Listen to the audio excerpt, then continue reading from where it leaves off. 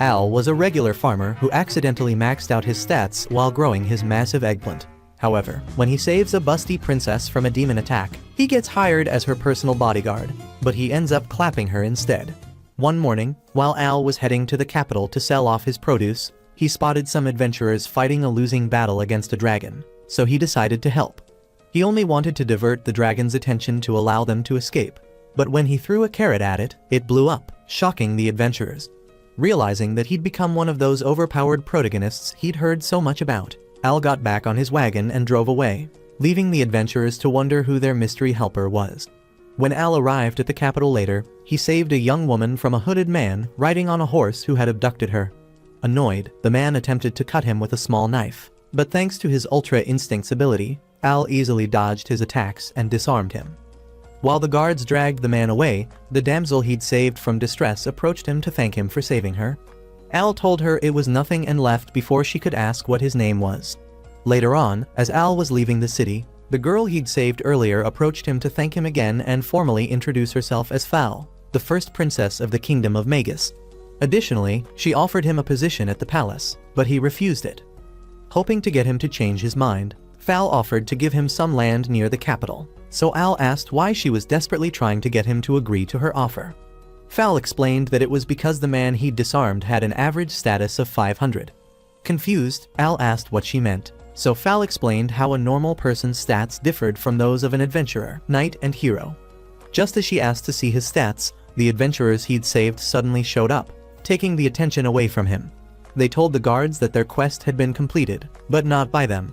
While they were explaining what had occurred during their fight with the dragon, Fal deduced that Al was the one who saved them. However, just as she turned to ask him about it, she saw him driving away in his wagon. Just then, a messenger informed Fal that she was needed at the palace, and on getting there, the knights revealed that a swarm of monsters were approaching the city. This was shocking as the demons and humans already signed a peace pact, and as the king wondered what was going on, Cecil, the head administrator, revealed that he had already linked all the suspicious activities that happened that day to Romeo Vanded, one of the Demon King's commanders who wanted revenge on humans. He then suggested that the king and the princess escape before the swarm arrived, and after a combined effort begging the scrawny old man to save himself and his sheltered daughter, they finally agreed to flee from the city. Meanwhile, Al just arrived home, and while he was trying to relax, Testa, his childhood friend, came knocking on his door to tell him about the swarm of monsters approaching. Hearing this, Al rushed to his farm to check on his crops, and was relieved when he saw that the monsters hadn't laid waste to it. Just then, he noticed the monsters, so he hid behind a tree and observed that they were ignoring everything around them as they made their way to the capital. Initially, Al planned to ignore them. However, when he thought about the impact of the capital's destruction on his products, he decided it was hero time. At the same time, in the forest somewhere, the king and the princess were being led to safety by Cecil and a group of knights. When they got to a dead end, Fal suggested they turn back, but Cecil said there wasn't any need to. He claimed they were at the right place, and the next moment, he attacked the king. The knights attempted to avenge their king, but Cecil took them out easily. He then began one of those boring villain speeches, and after that, he transformed, revealing that he was the demon Romeo. Additionally, he revealed that, unlike his former master, the Demon King, who sought to destroy their kingdom, he wanted to rule over it by impersonating the king. When he tried to hit Fal and the king with a spell, the king blocked it by casting various magic circles. Unfortunately, because of his injury, he was too weak to maintain the circles, so Fal fortified it by casting the same spell and fortified it. Using their combined powers, they tried to stop Romeo's spell, but the demon was too powerful for them.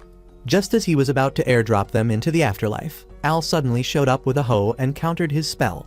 Shocked, Romeo attempted to attack Al, but Al caught his blade with his bare hands.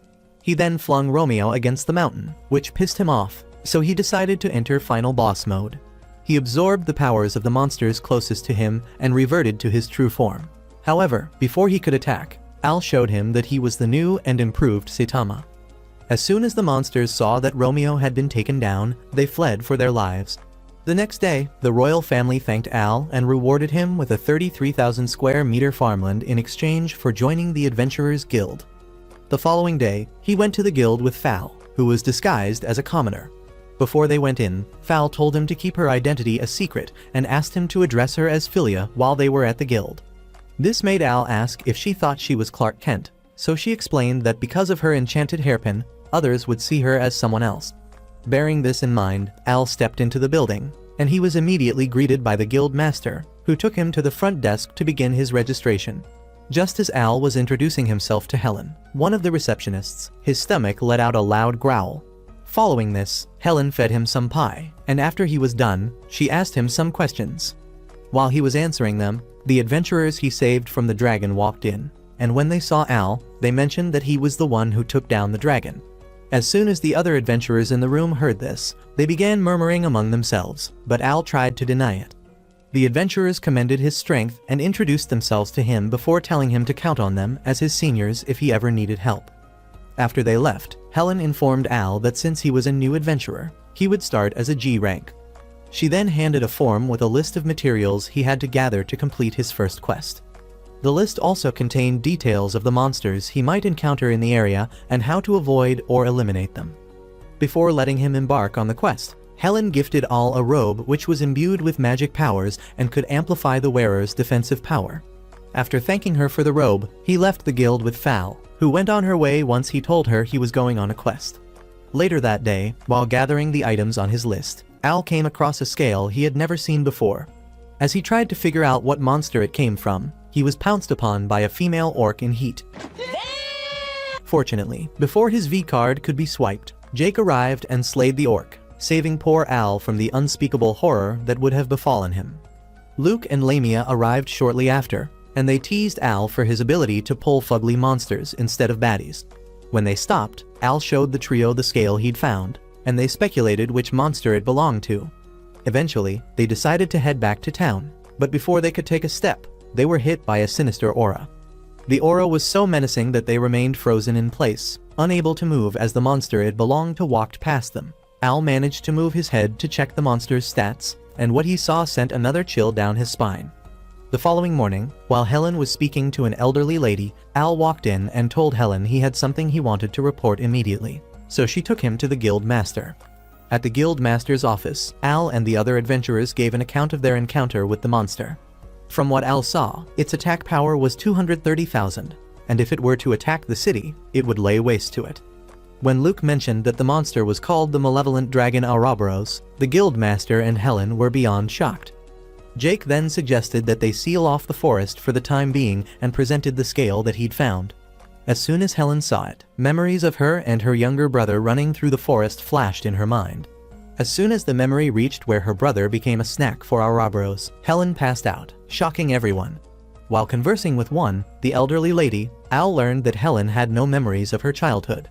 It so happened that she and her husband had found Helen passed out by the bank of a river and adopted her. One said Helen might have encountered Ouroboros in the past, and hearing about him had triggered something in her. After hearing this, Al vowed to investigate by visiting the library to see if he could find any relevant information from the time Helen was found. Moved by his determination, one asked him to wait and returned a few moments later with some recovery potions. She told him to take them as payment for his investigation because she also wanted to know about Helen's past. As Al was leaving the guild, a mailman named Reeks came to give him a letter from his mother, making Al wonder how he'd found him. Later, at the library, Al asked the librarian for a damage report from the time Helen was found. The woman told him that only certain people had access to read damage reports, and just as he resorted to begging her, Fal showed up. She asked the woman to allow Al to read the damage report, and the woman happily consented. Al found the report he was looking for, and after reading it, he discovered that there was a village near where Helen was found that had been wiped out. According to the witness reports, the village had been reduced to rubble, and all they found were Ouroboros' scales. Fal explained that Ouroboros was known to ingest ruin and despair so it could live long, but after a battle with its natural enemy, the benevolent dragon Mirage, it was believed to have died. However, seeing as it had shown itself recently, Al and Fal agreed that the history books were wrong. Armed with this new information, Al decided to go to the village to investigate further, and Fal said she'd go with him. The following day, they arrived at the destroyed village, and as they looked around for clues, Al heard a voice calling out to him. He quickly rushed in the direction from which it was coming and found the owner. While he conversed with the boy, the confused Fal wondered if Al had lost his marbles and asked who he was speaking to. Surprisingly, it was at that moment that the dumb idiot realized he was speaking to a ghost. The boy introduced himself as Rai and said he'd been waiting for years for someone to hear his voice. He then asked Al where he'd gotten his robe, and Al told him it was a gift from Helen, which made the boy relieved. He revealed that the robe belonged to him while he was alive, and after hearing this, Al draped part of it over Fal's shoulders. At first, the delusional princess thought he was putting moves on her, but when Al drew her attention to Rai, she panicked. It turned out that since the robe belonged to Rai, it allowed its wearer to see and converse with him. Al asked Rai who he was, and Rai revealed that he was Helen's younger brother. Al was surprised and told Rai that Helen had no memories of her childhood, prompting Rai to say that her life was in danger. To help Al and Fal understand why Helen's life was in danger, Rai told them about what happened 15 years ago. It had been a normal day, and while he was playing, Helen came to call him for lunch. Her sudden appearance caused him to trip and fall, so she began fussing over him like a mother hen. While he was trying to get her to stop, Ouroboros's dark aura suddenly enveloped the area, and he began attacking the village. The siblings ran back to the village, hoping to find their parents, but all they found was Ouroboros and a few survivors. One of the kids bravely defended his family, but Ouroboros found his bravery annoying. He said hope was like poison to him, so he had to eradicate it, and as he began doing this, Rai told Helen they had to run. Helen didn't want to, seeing as she believed that their parents were still alive, but Rai told her to stop being delusional. As they ran, Ouroboros came after them, and when poor Helen couldn't run anymore, she fell. Ouroboros then landed behind her and tried to eat her, but Rai stopped him by throwing his dagger at his eye. Rai felt proud that he'd wounded the dragon, but Ouroboros healed himself and focused his attention on Rai. Helen pleaded with Rai to run, but the boy stood his ground and got hurt. Devastated, Helen rushed to her brother, and as she held him in her arms, Ouroboros started gloating. He was enjoying the look of despair on Helen's face and said it was his favorite look. He then told Helen that he would spare her life. However, he promised to return 15 years later to finish her and her new friends off. With his dying breath, Rai weakly told Ouroboros that he wouldn't allow him to hurt his sister, so the dragon said he'd keep Rai's soul in the world so that he would bear witness to Helen's death in the future. After saying this, Ouroboros vanished like Saitama's hairline, leaving Helen to mourn Rai. Back in the present, Rai revealed that Ouroboros was nothing but a murderous, psychopathic lizard. The evil dragon spent his time annihilating villages and cities, but always left a sole survivor so that they could spread the tale and cause terror among the people. Rai said that after he died, Ouroboros's consciousness flowed into him and he learned that the dragon powered up, feasting on the negative energy of his prey. Now that he had awoken from his long slumber, he would come for Helen and those closest to her. Rai pleaded with Al to save Helen's life, but Al said that even Superman would be powerless against Ouroboros. Rai then said that if they could stop the flow of negative energy Ouroboros lived on, they could weaken him and gain a fighting chance. Al agreed to give it a shot, and before leaving with Fal, Rai gave him a message to give to Helen. When they arrived back at the capital, Fal left to supervise the evacuation of the people while Al went searching for Helen. Unknown to him, Helen had left home and wandered into the forest to meet Ouroboros because her memories had returned, and she thought she could take him on alone. Ouroboros commended her stupidity and then began mocking her, saying it was her fault Rai died. Additionally, he told her that everyone in the capital city would also die because of her, and Helen pleaded with him to spare their lives. The more she begged, the deeper she fell into despair, and Ouroboros enjoyed every second of it. Hoping to get him to agree, Helen offered her life in exchange for everyone else's, but Ouroboros's cruelty told her that it didn't matter because they would all die. After hearing this, Helen hesitated to drive the dagger into her throat, but Ouroboros was a master manipulator, and he convinced her to do it. Just as she was about to do it, Al arrived and stopped her, which angered Ouroboros greatly, so he slapped him out of the way. Fortunately, Al's robe prevented him from getting badly hurt, so he got back up and rushed to punch Ouroboros in the face. Surprisingly, the punch was powerful enough to push Ouroboros back, but it didn't knock him out. He commended Al for catching him off guard, and Al acknowledged that he was significantly weaker than Ouroboros. However, he promised Helen that he would protect her, making her recall the time when Rai said the same thing to her. Al then challenged Ouroboros, who let out an angry growl before trying to attack Al. To his annoyance, Al dodged his attacks, making sure to move away before Ouroboros struck. Even when Ouroboros breathed fire on him, Al refused to give up and tried to face him again. Seeing this, Helen pleaded with Al to run for his life, and when she started sounding like those characters whose only existence was to move the plot along, Al grabbed her and ran. He told her to stop acting and thinking like that because he wouldn't let her die. Additionally, he gave her a speech about how what happened 15 years ago wasn't her fault. Still, the dumb girl argued that it was, so he told her to shut her pie hole up for a second and told her what Rai asked him to tell her. Hearing her brother's encouraging words, Helen was momentarily transported to the past, where Rai was smiling brightly at her. Finally, she accepted what Al had been telling her, and he told her that hope was the only way to defeat Ouroboros. The next moment, the dark skies were pierced by light, and Ouroboros angrily demanded to know why Al was attempting to foil his plans.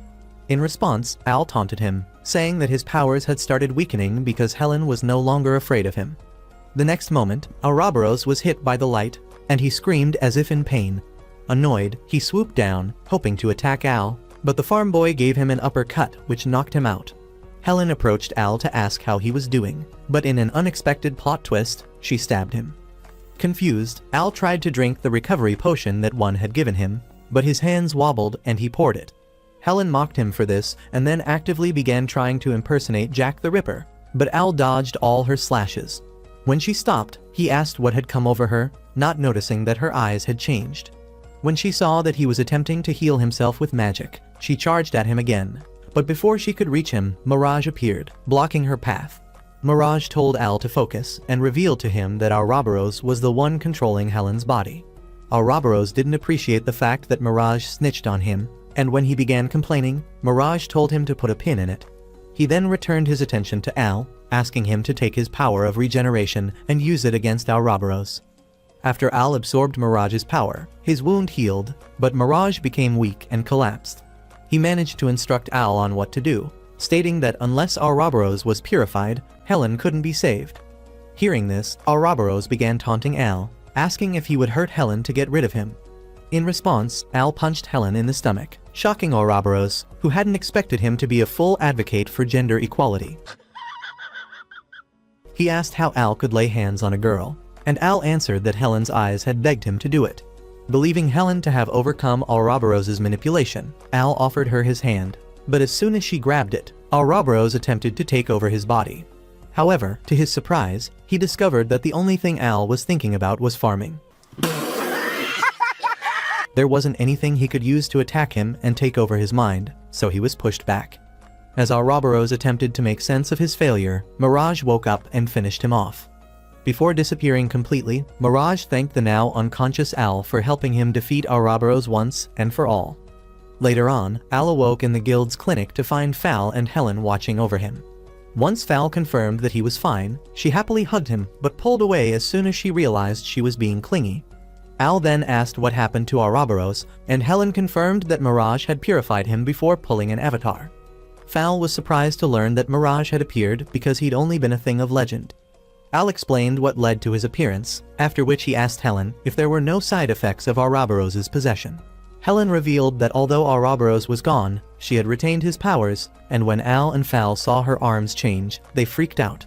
Helen seemed to like the fact that she had this power and told them that she was going to use the power to help people.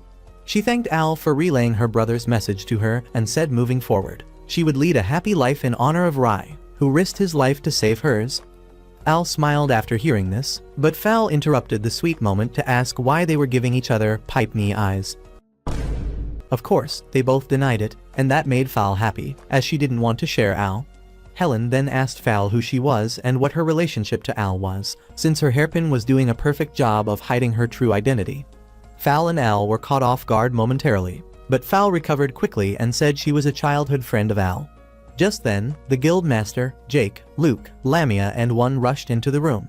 They had been worried sick about Al and Helen, so they were glad that they were doing fine. As everyone talked over each other, one screamed at them to pipe down, saying Al needed all the rest he could get. Al assured them that he was doing fine and proved this by standing up. Seeing this, Jake declared that they would celebrate their victory over Ouroboros, stating that the guild master would pay for it. They ask you how you are, you just have to say that you're fine when you're not really fine, but you just can't get into it. The old man told them he couldn't afford a lavish party, but the adventurers told him not to be a cheapskate because the palace would pay the guild a hefty sum for subduing Ouroboros. At the mention of this, Fal said they would surely get the money, confusing everyone, but when she realized her mistake, she quickly covered it up.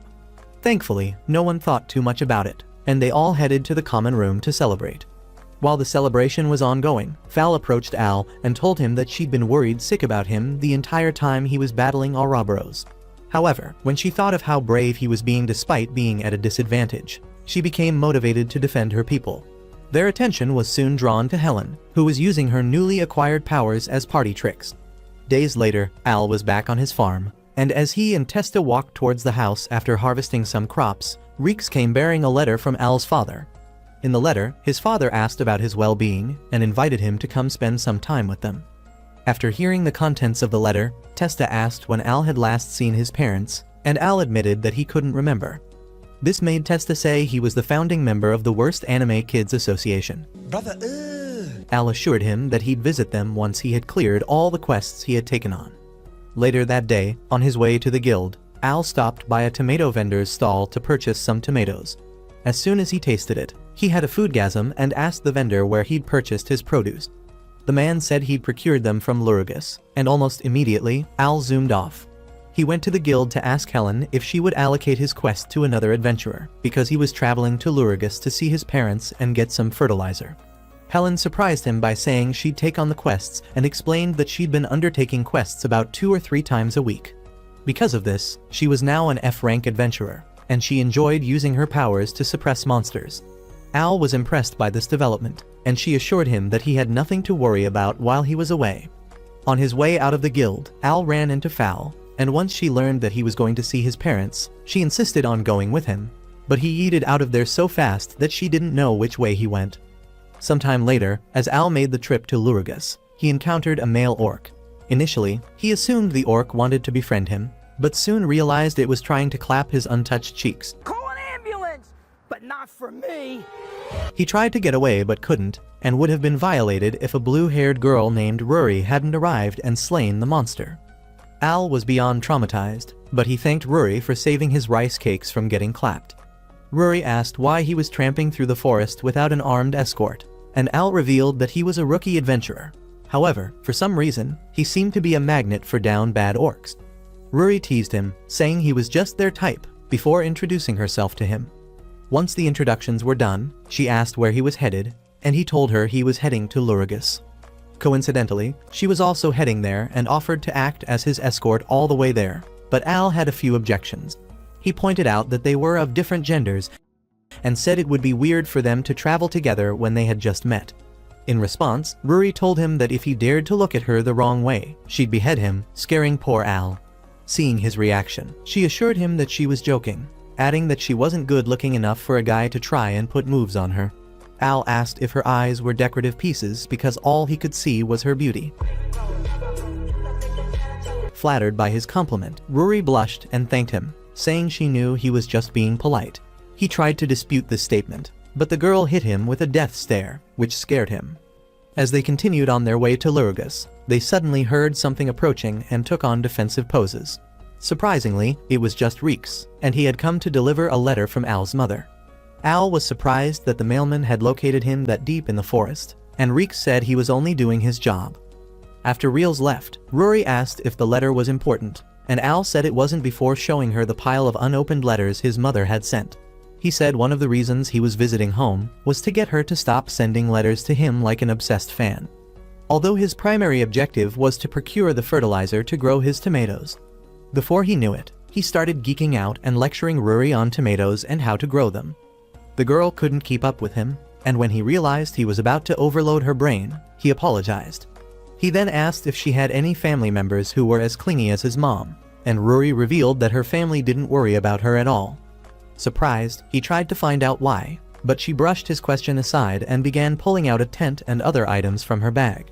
Al asked how she'd gotten all those items into the bag, and Rory revealed that the bag was like a pocket dimension. Just then, Al's stomach let out a deafening growl, so Rory prepared some food and gave it to him. When he was done appreciating and analyzing the food like a famed food critic, Al asked Rory why she was going to Lurigus. Rory explained that she was currently in her training arc, but said she had taken on a side quest after learning from a merchant that demons were attacking people in Lurigus. Intrigued, Al asked for more details on the attacks and their locations, but Rory said there weren't any. Captain Obvious stated that it was a dangerous quest she'd embarked on, and Rory said she didn't mind because, as the descendant of the hero, it was her duty to protect the people. This revelation surprised Al, but didn't change his opinion about the quest being too dangerous for her to handle alone. His concern surprised Rory, but it wasn't enough to change her mind, so she thanked him and assured him that she would be fine. She then stood up and proposed that they go to bed, but instead of standing up, Al tried to lie down next to the fire, so she stopped him. She asked him to join her inside the tent, but he refused, saying it was improper for a guy and a girl to be in such close quarters. In response, Rory said she didn't consider him a man and told him that if he remained outside, the orcs would come for his cherry. Terrified by the thought of the orcs, Al rushed into the tent to join Rory, who then suggested they chat until they fell asleep. However, the moment her head hit the pillow, she crossed over into Slumberland and spent the rest of the night using Al as a training dummy. The following day, after they arrived at Lurugus, Rory hinted that she wanted to see Al again, so he asked her to be his armed escort for his trip back home. The girl happily agreed and drew a map of the town, showing the hotel she would be staying at so that he could come find her when he was ready to leave. Once she bid him farewell, she went about asking questions about the demon attacks, but no one had heard or seen anything. Rory found this strange, but was determined not to give up, as giving up would prove that what people said about her being a failure was true. Just then, she heard a woman scream, so she rushed to find out what had happened, and when she found her, the woman said some demons had abducted her sister. Rory asked which way they went, and the woman said they went towards the Forest of Illusion. As Rory rushed to the forest, promising to bring the girl back, she didn't notice she was being watched. Meanwhile, Al had just arrived at his parents' house, and before he could ring the bell, his mother came rushing out. She grabbed the poor boy and ran a lap around the town before crashing into the wall at their house. Unaware that he was fighting for his life, Lucia hugged Al tightly and kept gushing about how much she'd missed her baby boy. Just then, Al's father walked out and mistook Al for someone hitting on his wife, so he punched him. Annoyed, his wife went Super Saiyan and dragged him into the house to beat some sense into him for hurting their son. Later, during dinner, she served Al all his favorite foods, but gave Jills a burnt bird to eat. While Al ate his meal, he accidentally mentioned Rory, so his mother began interrogating him about her. His idiot father said it would be nice if Al bagged himself a hottie, and in response to this, Lucica showed him why wrestling wasn't meant for kids. Realizing his mistake, Al explained that Rory was his armed escort and assured his mother that he was still as single as the day he was born. The following day, after Al purchased his fertilizer, he was tricked into going into the Forest of Illusion by the man who had been watching Rory the day before. Inside the forest, Al encountered the same woman Rory had encountered and saved her from the monster that was about to devour her. However, she transformed into the same monster that had been trying to eat her. Before the monster could swallow Al, Rory arrived and slayed it without any hesitation. She then explained that the monster always regenerated after she slayed it, and as Al attempted to ask more questions, the man showed himself. Rory recognized him as the merchant who told her about the attacks, and he commended her for fighting off the monsters alone. However, he said she was a dense fool for not realizing that she'd been tricked and told her that she'd failed as a hero. The low-budget Willy Wonka then introduced himself as Loki, revealing that he was a demon.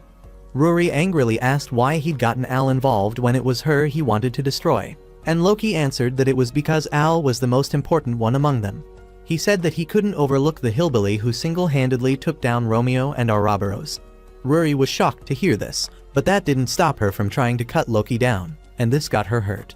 Al used his magic to heal her, and Rory apologized for being more useless than Sakura. After Al assured her that he wasn't disappointed in her, he tried to fight Loki, but the wannabe trickster evaded his attacks before punching Al into the earth. Fortunately, he didn't fall into the lava chasm like Big Mom did and punched his way back up. This time, he landed a hit on Loki, but the demon retaliated with a force that would have sent him to Hades if his plot armor wasn't plotting. Seeing this, Loki realized that Al wasn't some random nobody, and once he acknowledged this, he promised Al that he would end his life. Al then asked Loki why he wanted him dead, and Loki revealed that he was on a mission to eliminate everyone he deemed to be a threat to his plans. Additionally, he said he came after Rory because just as the Demon King had the evil god's power, the hero had the good god's power, but Rory's powers were yet to awaken. When he was done speaking, he unleashed his monsters on Rory, but Al swooped in and saved her. As soon as Rory regained her senses, she began attacking the monsters and asked Al to run, but he refused. He joined her to fight the monsters, but they kept coming back like those persistent cockroaches in your cupboard. Loki then hit them with some explosive spells, which left a crater in the ground. When they tried to stand, one of the monsters knocked Ruri out of the way before joining the other one to attack Al. As they sucked on Al, Loki returned his attention to Ruri, who seemed to have accepted her fate. She apologized to her parents for letting them down and failing to become a hero. But before Loki could finish her off, the leech monsters suddenly crumbled up and died. It turned out that they had been ingesting the fertilizer Al had strapped to his back. And since the fertilizer could also be used as a pesticide, it was harmful to them. Loki commended Al for outsmarting him, but still gloated over the fact that Al was too injured to attack. Al attempted to prove him wrong by charging at him, but Loki dodged his attack and told him to wait his turn like a good little boy. Al refused to listen and bodily declared that he would defeat Loki and save Ruri. Hearing this declaration made Ruri have a rethink of how she saw herself and how others saw her. She realized that she had been so focused on the negative things people said about her that she convinced herself that she would never become a hero. Armed with a newfound determination, she approached Loki and stabbed him. Loki told her that a simple stab wound wouldn't hurt him and moved away from the sword. But Ruri assured him that the next time she hit him, she wouldn't miss. The next moment, she began powering up, and before Loki could come up with a contingency plan, she slashed him. Once he was gone, Ruri rushed to check on Al, but he was too exhausted from the fight that he fainted in her arms. When Al woke up later and realized he was resting on Ruri's lap, he tried to sit up quickly and accidentally hit his head against hers. After apologizing for the collision, he suggested they head back into town, and as they walked through the forest, they began hearing strange noises. Ruri assumed it was a monster or a ghost, but after Al listened closely and realized it was his mother, he carried Ruri and fled, fearing that his mother would hurt her if she saw them together. When they were far enough, he put Ruri down, and the girl laughed as she teased him about being scared of ghosts, but Al said nothing because his mother was scarier than a ghost. When they arrived at Ruri's hotel later, they discovered that it never existed in the first place and was part of Loki's illusions. Sometime later, Al arrived at his parents' house and secretly prayed that his mother was still out searching for him since he didn't want to deal with her. Unfortunately, his prayers weren't answered because the moment he opened the door, Lusika suddenly appeared behind him. Terrified, Al rushed into the house, ignoring his father's greeting in his desperate attempt to avoid his mother. Because of this, poor Jills was the one who faced her wrath, and she hung him outside to dry when she was done. When Al tried to leave in the morning, Lusika held on to his leg and begged him not to go with tears streaming down her face. Jills told her to let Al be, but she angrily told him to mind his business. Returning her attention to Al, she tried to convince him to stay, but Al told her that if she didn't stop, he would grow to hate her. This was enough to make her calm down, and she apologized for being too pushy and clingy.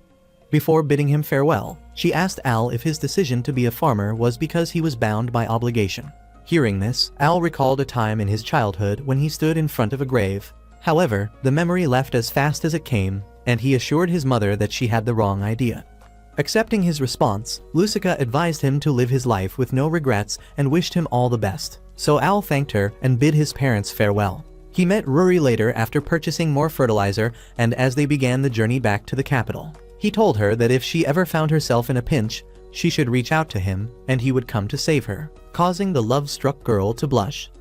Meanwhile, in the capital, Fal was standing on the balcony when her maid came to inform her that the king was requesting her presence.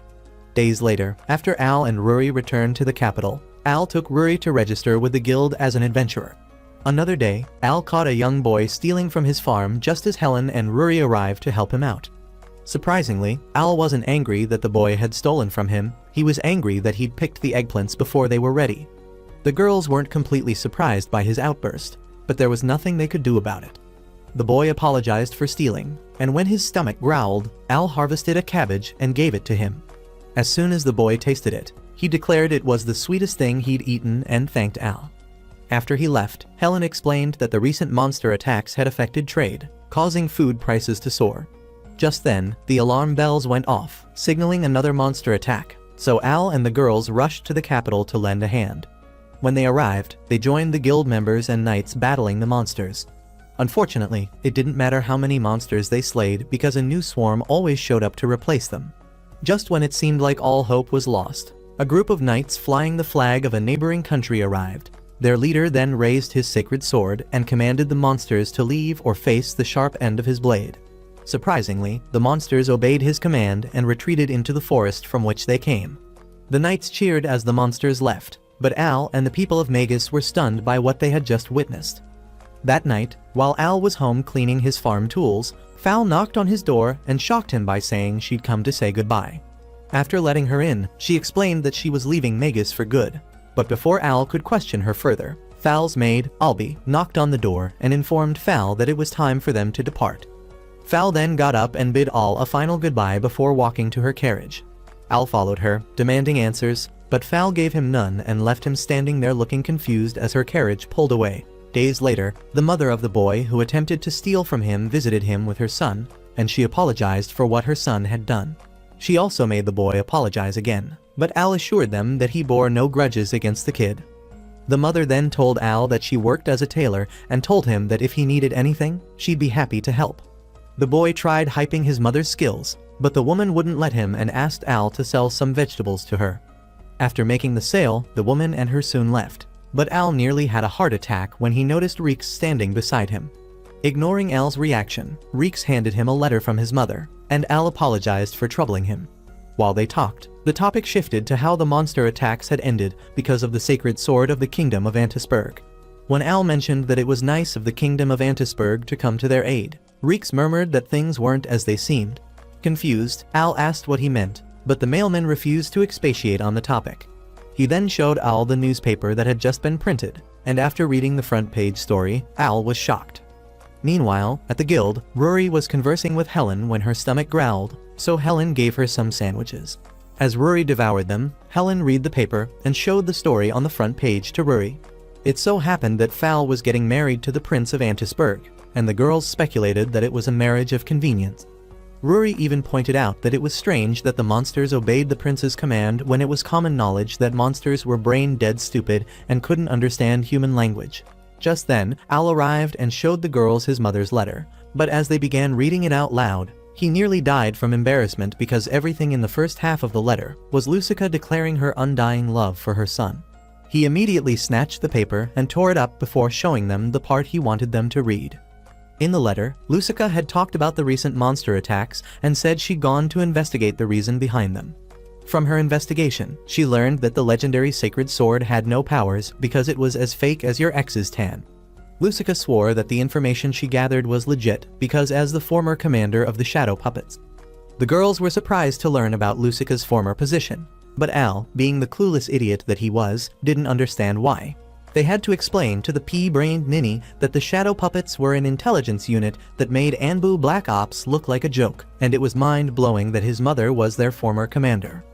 As the girls continued reading the letter, they learned that the monsters were being summoned by a demon who was only doing it because his lover was taken hostage by the Prince of Antisburg.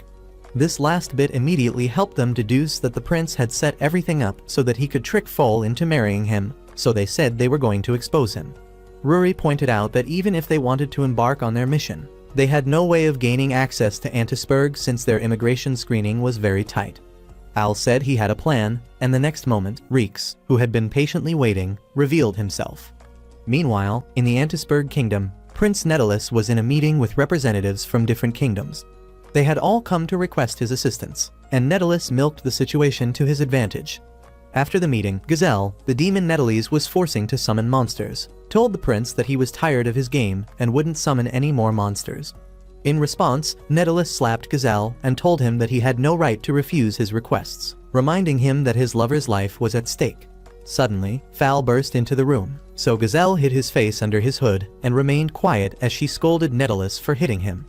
Nejeli said disciplining the common folk from time to time was required to make them fall in line.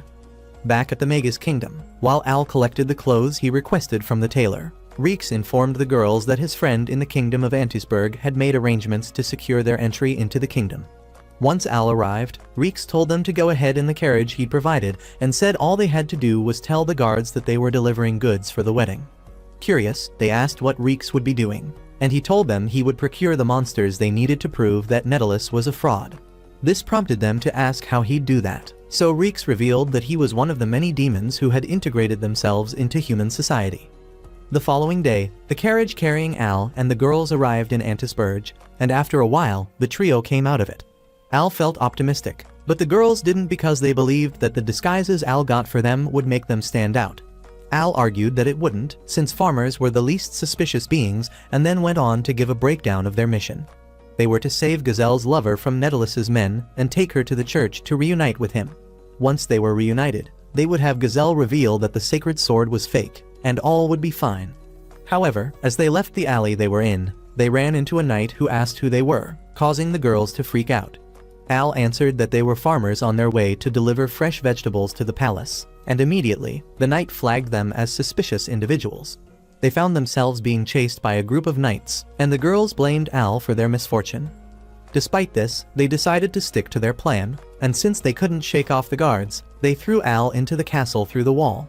Coincidentally, the room he ended up in was the room where Gazelle's lover was being kept, and he told her he'd come to take her to Gazelle. Just then, the knights guarding the room arrived, so Al taught them the true power of vegetables. Once he was done schooling them, he asked the girl to come with him, but the ball chain on her leg prevented her from moving. Having no choice, Al picked her up like a sack and ran like his life depended on it out of the castle. He bumped into Helen and Rory on the way, and they all continued running towards the church. At some point, Helen and Rory hung back and asked Al to go ahead without them, promising to keep the knights busy. Meanwhile, Reeks was standing outside the city and decided it was time he played his part in the mission. At the church, the ceremony began after the king walked Fal to the altar to meet Netelis. Despite having second thoughts, Fal still said "I do" when the priest asked the million-dollar question. He then asked them to seal their marriage with a kiss, and as Netelis drew closer to Fal, the princess wished he would take his putrid-smelling mouth away from her. The next moment, the church door suddenly flew off its things and smacked Netelis to the floor. Everyone was shocked by this unexpected turn of events, but when Al walked into the church, Fal was filled with relief. Netelis came to stand between them and declared that Al was the villain trying to kidnap the princess. When he ordered that Al be detained, Al calmly stated that the sacred sword was fake, causing the guests to begin murmuring amongst themselves. Netelis was scared that he'd been caught, but he decided he had to fake it till he made it, so he accused Al of trying to ruin the ceremony. Fal's father assured Al that the sword was real because he had seen it at work, and Netelis decided to ride in the man's coat. He called Al a liar and, with a smug smile, asked if he could bring proof of his claims. Just as Al answered that he could, a knight rushed in to inform the prince that the city was being invaded by monsters. At that time, Reeks was flying above the city as he blew on a special flute, which seemed to bring swarms of monsters to the city. Afraid, the guests began demanding that Netelis use the sacred sword to command the monsters to leave. Hoping to save face, Netelis called out to Gazelle, asking him to bring the sword, but was shocked to see the demon hugging his lover. Reeks showed up the next moment with the sword. However, Netelis hesitated to take it. The people's clamoring increased when the monsters made it into the church, so Al grabbed the sword and threw it at the first monster to walk in. To everyone's surprise, the monster broke the sword in half, and that was when they accepted that Al had been telling the truth. The king demanded to know how Netelis had dispersed the monsters with a fake sword, and Gazelle answered that it had all been staged. He backed up his words by blowing on his flute, and everyone watched as the monsters retreated. After this, Gazelle explained that during those attacks, he would blow on his flute when Netelis gave the signal by raising the sword. The king asked Netelis to defend himself against the accusations, but the prince started laughing like a madman. He then revealed that he'd sent a swarm of monsters to Magus the previous day. Gazelle asked how he'd done it without his help, and Netelis explained that he scattered the carcasses of monsters around the city to lure the monsters there. When he began gloating over the fact that the capital city would fall, Rory and Helen appeared at the door and declared that the city would be fine. They explained that after the monster attacks stopped, the people came to them and asked them to train them in combat so they would be prepared in case of another attack. The king was filled with pride after hearing this, and Al told Fal that she didn't have to sacrifice herself for the sake of the kingdom. The knights of Antisburg arrived shortly after this, and to Netelis's surprise, they threw down their weapons and detained him. Helen and Rory explained that while they were running from them, they had the chance to reveal his evil deeds to them, and they agreed he needed to be stopped. Refusing to accept defeat, Netelis grabbed a small knife and charged at the king, but Al foiled his plans with a radish. He then sucker punched Netelis in the face, and after he was taken away, Fal hugged Al, declaring her love for him. While Rory voiced her disapproval of their relationship, Helen remained calm, and the king told them that they had his blessings. After this, he walked out of the church, but Reeks approached him before he could leave. He handed him a letter they had intercepted from Netellus and revealed that Netellus wasn't the mastermind behind the whole incident. Days later, Fal brought a chest full of jewels to the guild to thank them for defending the city. As the adventurers helped themselves to the treasure, Fal left, and when she returned as Philia later, she got into a heated stare-off with Rory because of Al. Another day, while Al was harvesting his crops, Fal and Rory showed up demanding to know who he liked, but he ignored them. However, when Rory asked whether there was another woman besides them whom he had feelings for, Al shocked them by answering that there was. They asked who it was, but he ignored the question and rushed away with the crops he'd harvested. Later that night, when Al got home, he dropped some vegetables in front of a picture frame and told the girl in the picture that he'd picked a lot of vegetables again that day. Years ago, when Al was still a kid, he helped his father harvest some potatoes, and when the man saw that he'd harvested so much, he praised him. However, Lucica suddenly showed up and beat her husband up, accusing him of exploiting their child. Later that day, Al took some of the potatoes he had harvested to the old couple next door. While he was speaking with them, he heard a commotion and turned to see two men and a girl around his age. Confused, he asked the old couple what was going on, and they explained that the little girl was a thief. They also said that since she didn't have a home or any family, she would be sold to a slave trader. At that moment, the girl broke away from her captors, and as she ran, she grabbed the basket of potatoes Al brought for the couple. He found her later at the side of the mountain eating the potato, and when the girl saw him, she ran away. Al called out to her to stop, explaining that he'd only come to give her a plate of food. The girl was shocked and didn't respond, so he dropped the bowl on the ground and told her that she could eat it if she wanted. The next day, he came with another bowl of food, but after calling out to the girl and getting no response, he placed the bowl in the ground and left. On the third day, the girl came out of hiding and allowed Al to sit with her while she ate the sandwiches he brought. Al proudly told her that he grew the tomatoes that were used to make the sandwich, and the girl was impressed. He also told her that his father always said that farmers who grew vegetables always found happiness in knowing that there were people who would eat their produce with a smile. He then asked what her name was, and she told him it was Ilvia, so he introduced himself to her. Just then, his stomach growled loudly, and Ilvia offered her sandwich to him. But before he could take it, those farmers suddenly grabbed her. Al asked why they were still after her when she hadn't stolen anything from them again, and they told him that they needed her to pay for the losses they suffered because of her. Hoping to convince them to let Ilvia go, Al got on his knees and pleaded with them to forgive her. He even promised to grow lots of vegetables to pay back what she owed them, but they refused. He was still in the process of begging them when Jules showed up carrying a bale of rice. He asked what the problem was, so the men explained it as best as they could, and after listening to them, he offered them the rice in exchange for leaving Ilvia alone. After they left with their new possession, Al asked Jules if he was sure about his decision. Jules said that he was, but admitted that he was scared that Lucica would skin him alive. Ilvia interrupted their talk to return the basket of potatoes she had stolen, and Jules said they would need an extra pair of hands to cook them. It took Al a few seconds to catch his old man's drift, and after he did, he asked Ilvia if she would like to come to their house and help him cook the potatoes every day. Realizing what his question meant, Ilvia happily agreed, and the three of them went home. 2 years later, Ilvia had adjusted to living with the Waynes, and she was more or less Al's shadow. One afternoon, she asked Al to take a break from harvesting crops, but Al didn't want to. Their father told her not to bother, and Ilvia voiced her displeasure. In response to her outburst, Al suggested she go play with the other kids in the village instead of following him around like a lost puppy, and Ilvia said she didn't want to. The next moment, Testa, who was being chased by bees, came running towards them, screaming for help. Lucica suddenly came out of nowhere and karate chopped the bees down for him. Lucica then said she and Jules were heading into town to look at houses, and Al protested, insisting that their house was fine. Lucica explained that as a family of 4, they needed more space, and when Al tried to protest, his father cut him off. He told them that they should look after the fields and the house while they were away. After their parents left, Al asked Testa why the bees had chased him, and the boy pulled out a map. Pointing at the spot marked X, he explained that he'd gone hunting for treasure in the forest behind the village when the bees suddenly attacked him. He managed to convince Al to be the boots to his Dora, and when Ilvia asked if she could tag along, they refused. As they walked through the forest, Al told Testa that he didn't understand why Ilvia always insisted on going everywhere with him instead of playing with the other kids in the village. Testa said it was because the other kids and the villagers didn't like Ilvia, so they didn't treat her right whenever she tried to associate with them. Al was surprised to hear this, and even more surprised when Testa revealed that Ilvia's discrimination was the reason their parents were looking for a new house. Feeling bad, Al wanted to return home, but Testa begged him to stick with him longer, and he relented. A little while later, they arrived at the marked spot on the map, and as they looked around, the ground suddenly opened, and they fell into an underground cave. Inside the cave was an old building which looked like it had been abandoned for years. Testa spotted a stone tablet at the corner with some strange writings on it, and when Al touched it, it lit up. The next moment, he saw himself in the presence of what resembled a dragon, and when it tried to bite him, everything went dark. When Al regained consciousness, he was in a tent with a worried Ilvia, and after he sat up, Testa arrived.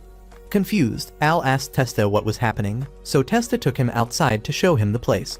He explained that a volcano had erupted, and everything became chaotic.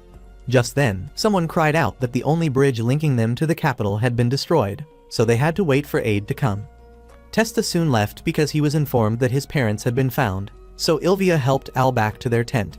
On the way, they heard the village chief say that the food they had wasn't enough, so Al insisted on returning to their field. Upon getting there, he saw that everything had been destroyed, and he became angry. Suddenly, he felt a sharp pain in his chest and fell, making Ilvia worried, but he assured her that he was fine.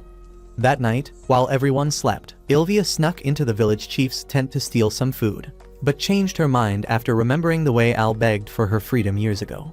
The following day, Ilvia added her portion of food to Al's own and made him believe that aid had come from the capital. As the days passed, Ilvia continued giving all her portion of food until one day she passed out. Testa rushed to inform Al about this, but sadly, Ilvia had already passed away from malnutrition. Hearing this, Al asked how that was possible when aid had come from the capital, and Testa told him that such a thing had never happened. That was when he realized that Ilvia had sacrificed herself for him, and he cried out in agony as he held her lifeless body. Ilvia was buried later, and as Al stood before her grave, he continued blaming himself for her untimely death. Back in the present, Al told himself that if Ilvia was still alive, he'd have given her all the vegetables she could eat. However, he decided to stop thinking about the past and go about his daily activities. Weeks later, after Al finished his monster subjugation quest, he decided to head home and came across an unconscious girl. Worried that she was seriously hurt, Al decided to take her back home with him. When he woke up the next day, the girl was standing before him, and she asked why she was at his house. Al explained that he'd found her passed out on the road, and she asked if he was one of those creeps who preyed on defenseless girls. Al assured her that he wasn't interested in her tater-tots plots and said that even if he was, he would make a move while she was conscious. He asked where she'd been headed before she passed out, and she answered that she was on her way to the guild to make a request. When she tried to leave, Al offered to take her there after breakfast since he also had business there. He then introduced himself to her before asking what her name was, to which she responded that it was Linnea. Rory dropped by a little while later, but when she saw Linnea standing inside the house, she immediately concluded that she and Al had worked out all night. Linnea tried asking Rory who she was, but the girl ran out of the house screaming about how filthy Al was. Later, at the guild, Al explained the situation to Helen, and she promised to clear things up with Rory. He then told her that Linnea was there to make a request, so Helen took them to a private room. There, she inquired about Linnea's request, and Linnea said she wanted them to investigate the strange things that had been happening in her hometown. Sadly, she couldn't explain what was causing the problem or even prove that there was a problem, so Helen told her that it would be hard to get someone to agree to take on the request. Being the good Samaritan that he was, Al volunteered himself as tribute, and Helen thanked him. She asked Linnea what the name of her town was, and when Linnea said it was Gull Town, Al lost it. It turned out that Gull Town was famous for the asparagus they grew, and he had been wishing to visit there. Before heading to Gull Town, Al got Linnea a change of clothes, and once again, the girl assumed he was trying to get in her pants. She called him a lecherous wolf trying to take advantage of her, but Al promised that he had no ulterior motives in mind. Linnea was still hesitant to trust him. However, she said she would give him the benefit of the doubt. The pair hitched a ride to Gull Town on the back of a carriage, and as they journeyed, they noticed a female orc running after the carriage, causing Al to panic and wonder when the orcs would stop gunning for his peaches. Just then, more orcs joined the first orc, and that panic turned to full-on fear. Al was so afraid that he passed out, and when he woke up later, he was in Linnea's lap. Quickly, he moved away and, as he apologized for letting her place his head on her lap, he noticed that she'd given him a similar pendant to hers. Linnea explained that the pendant had a mentally calming effect and could ward off evil, so he should keep it on. Soon they arrived at Gull, but were stopped at the gate by the guards who asked Al who he was. Linnea told them he was with her, so they apologized and let him through. However, Al couldn't help but wonder why they were using mops instead of spears. As they walked around town, Al spotted a vendor selling asparagus skewers, so he rushed over to him to buy one. While waiting for his order, he questioned the man about the strange occurrences, and the man told him that nothing was amiss in the town. He then handed Al his order, but it was burnt to a crisp, and for some reason, Al assumed that was how it was supposed to be. Linnea told him that he was wrong, and that was when he noticed that the vendor was out of it. Their attention was soon drawn to a man who accidentally knocked over his vegetable cart. After he got back up, he continued walking like nothing had happened, so Al called out to him to pick up the rest of his produce. When the man turned around, he looked the same way the food vendor had looked, and this worried Al. Before he could make sense of what was happening, he was mistaken for luggage and carried away by two people. Linnea found him by the fountain in the town square later and invited him to come to her place to relax a bit.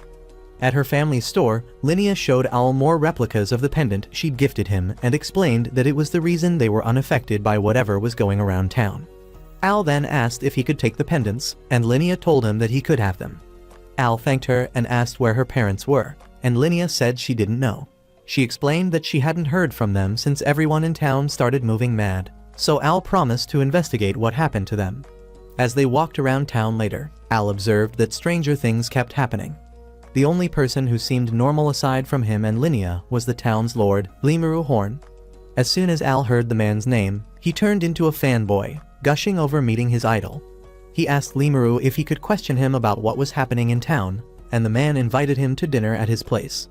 The next moment, Al was taken away again by the same idiots who had mistaken him for luggage earlier. Linnea found him by the statue again, and while they were conversing, she asked if he hadn't found Limuru's behavior strange. Al agreed with Linnea's observation, but said he would still have to investigate the matter properly. That evening, they went to Limuru's home for dinner, and soon after they sat at the dinner table, Limuru's guards pulled their swords in Al. Since he'd expected this, Al didn't panic and took out the guards before attempting to attack Limuru, but Linnea stood in his way. Limuru, or rather Vritta, the demon controlling him, then revealed that everything was his master plan to control humanity.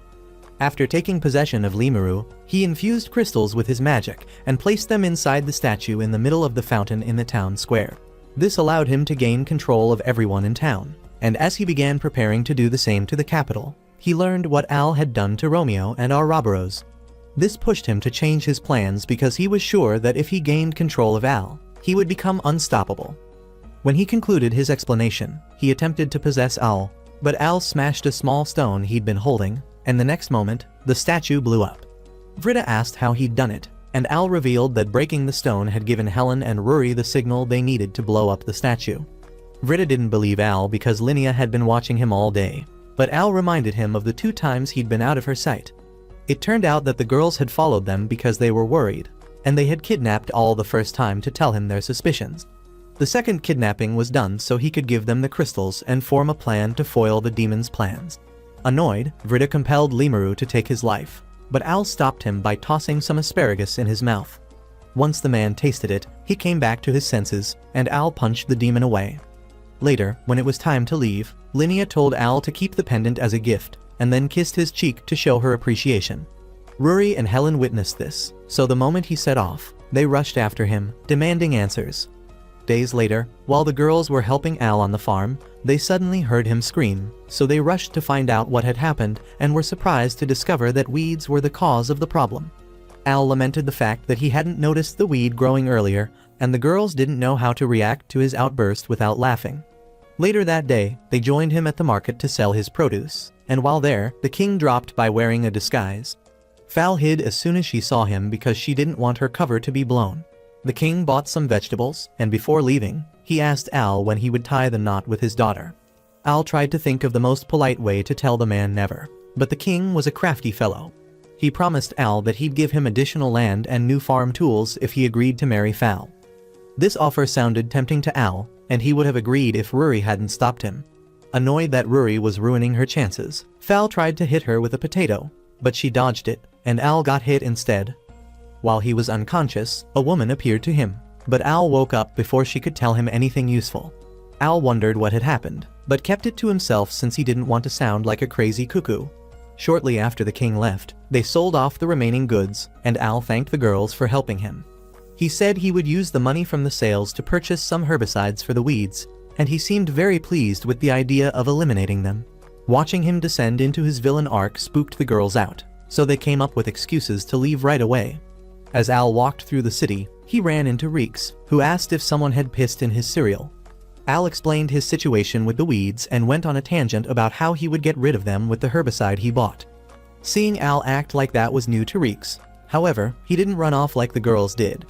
Just then, they noticed a girl struggling against some men, so Al approached them and told them to leave her alone. One of the guys told him to mind his business and even tried to stab him, but Al knocked him out easily before doing the same to his friend, the fugly fatso, who was left standing to run away like a coward when Al turned his attention to him. His mad dash caused the hood the girl was wearing to come off, exposing her horns to Al and Reeks. When the girl realized what had happened, she put her hood back on in fear, but Reeks smiled and asked if her name was Yuria. She asked how he knew who she was, and he revealed that he was also a demon before explaining to Al that Yuri was the current Demon King's daughter. Curious, Al asked why she was in a human town, but Yuria hesitated to answer because he was a human. Reeks had to assure her that Al was one of the good humans before she opened up. It turned out that her personal servant, Volp, was the one who sent her there because, according to him, she was in danger.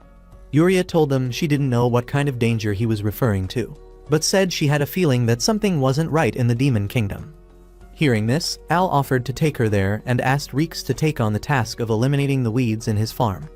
Reeks asked if he'd needed help booking a ship ride to the Demon Kingdom, and Al told him no. He said a ship ride was too expensive for a broke person like him, so he was going to rely on his legs.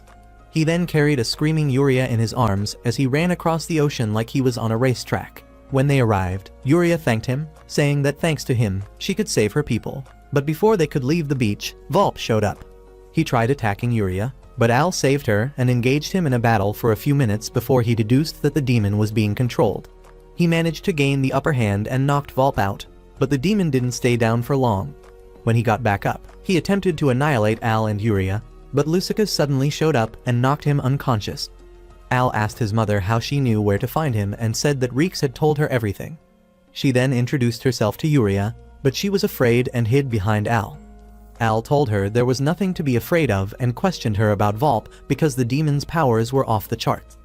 Yuria revealed that Volp was the most powerful magic user among demons, but he spent most of his time doting on her.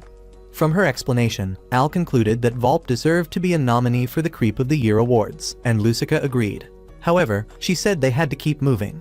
Upon arriving at the castle, they found all the guards unconscious, so Yuria rushed to the throne room to look for her father.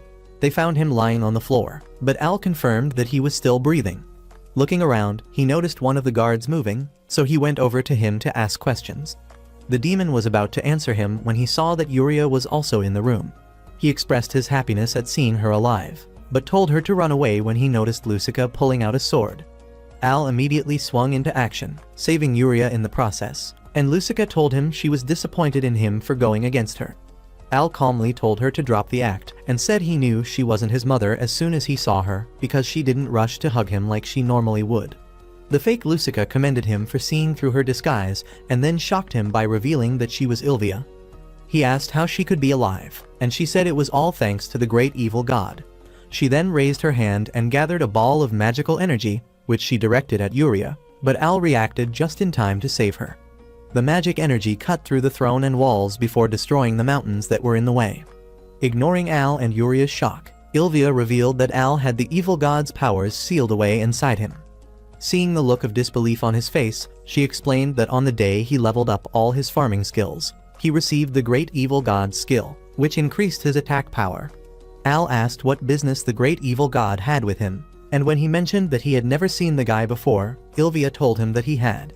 She then said that if Al agreed to join hands with her and the great evil god, she would tell him everything in great detail.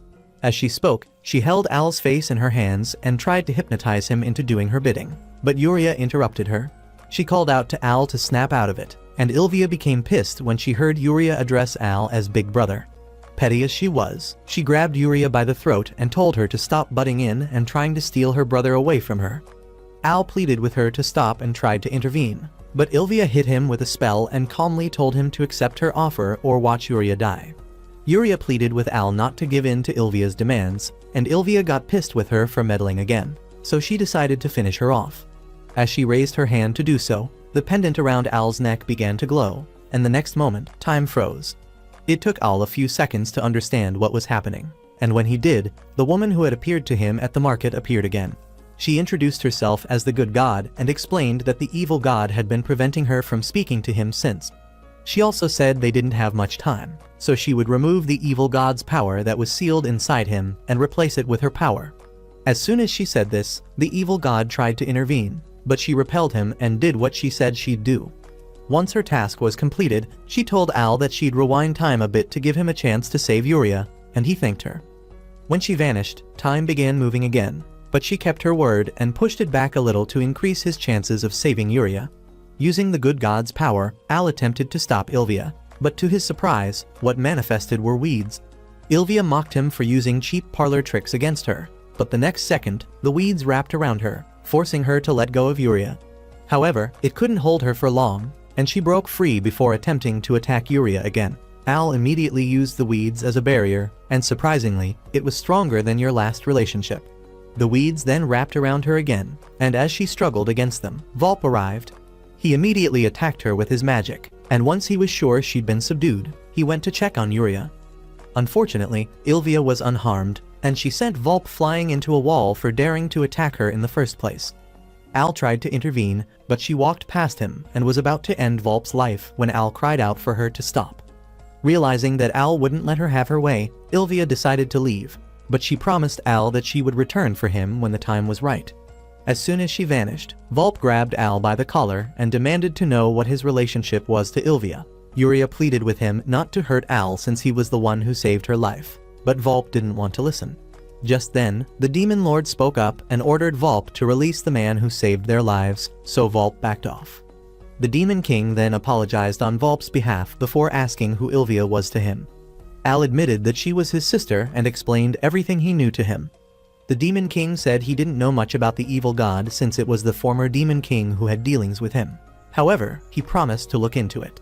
When Al turned to leave, Yuria asked if she would see him again, and he promised that he would, so she hugged him. Volp lost it when he saw this, and he quickly pulled Yuria away before accusing Al of being indecent towards her.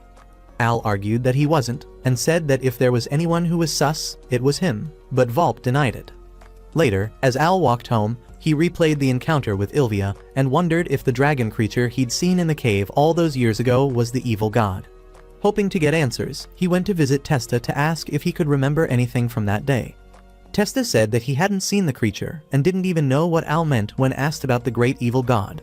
The boys then eat some tomatoes, and before Al left, he invited Testa to spend time with him in the city, but Testa turned down the invitation. As Al walked away, Testa told himself that he was happy Al invited him, but he couldn't leave the village. Later, Al encountered a female orc, but instead of running, he turned and punched it in the face. Surprisingly, the punch did not affect the orc when it began chasing him. Jake's group arrived to help him. They asked why Al had been unable to defeat the orc, and Al admitted that he didn't know why. When they arrived at the guild, Al told Helen and Rory about what had happened, and they found it strange. Helen requested to see Al's stats, and when he showed them to her, she noticed that his power had reduced. This made Al realize that when the good god removed the evil god's power from his body, it returned him to a normal person. Seeing the look on his face, the girls asked if he knew why his stats dropped, and Al told them he didn't because he didn't want to burden them with the truth. Just then, Reeks arrived with a letter from Lucica, and as Al read the first part, the girls became scared because it seemed like Lucica was threatening them. In the other part of the letter, Lucica wrote that she heard something had happened to him and said that if he needed any advice, she would be happy to listen to him. She encouraged him to come home, and when she began professing her love for him again, Al decided he had read enough. Reeks asked if he'd write a reply, and Al told him no, so the mailman turned to leave. He bumped into Fal on the way out, and after they exchanged pleasantries, the princess approached Al. She invited him to hang out with her, but this triggered Rory and Helen, And when a drunk Luke tried to butt in, the three girls scared him off with their glares. Looking around him, Al wondered why everything happened the way it happened. However, he realized that things weren't so bad because he had the girls and those who cared about him. He resolved not to worry about what might come when Ilvia showed up again and decided to throw himself into his work because it was still his dream to become the greatest farmer ever. What do you think about Ilvia's return? Would she succeed in her plans, or would she join hands with Al to fight the evil god? If you've gotten this far and liked the video, comment the name of your favorite girl. Also, check out the next video. See you guys in the next video. Just then, a messenger informed Fowl that she was needed at the palace, and on getting there, the knights revealed that a swarm of monsters were approaching the city. This was shocking as the demons and humans already signed a peace pact, and as the king wondered what was going on. Cecil, the head administrator, revealed that he had already linked all the suspicious activities that happened that day to Romeo Vanded, one of the Demon King's commanders who wanted revenge on humans. He then suggested that the king and the princess escape before the swarm arrived, and after a combined effort begging the scrawny old man to save himself and his sheltered daughter, they finally agreed to flee from the city.